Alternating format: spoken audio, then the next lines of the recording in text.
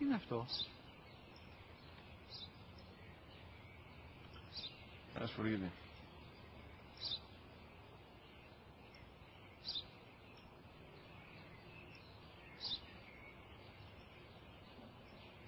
Τι είναι αυτό? Μόλις τώρα στο πατέρα, σφουργίτη είναι.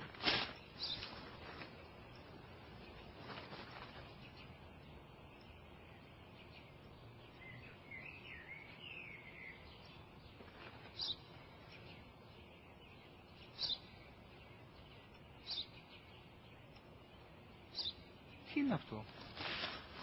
Ένα σπουργίτη είναι, πατέρα. Ένα σπουργίτη. Σπου-γι-τι.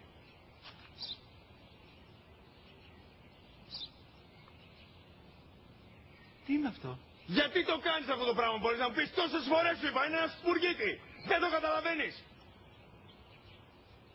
Πού πας?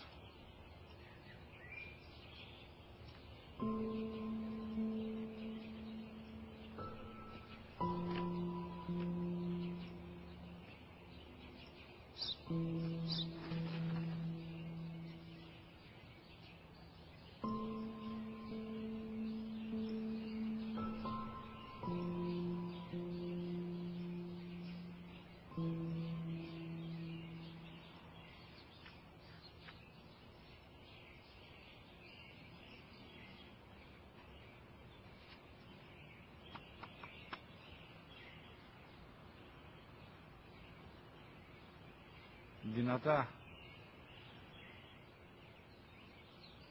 Σήμερα ο μικρός μου γιος που πριν λίγες μέρες έκλεισε τα 3 καθόταν μαζί μου έξω στο πάρκο όταν ένα σπουργίτη ήρθε και κάθισε απέναντί μας.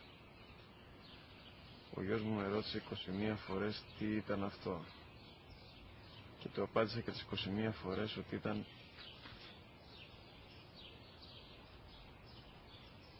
ένα σπουργίτη.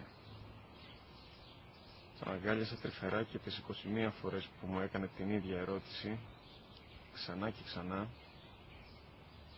χωρίς να εκνευριστώ, νιώθοντας στοργή για το αθώο μου αγοράκι.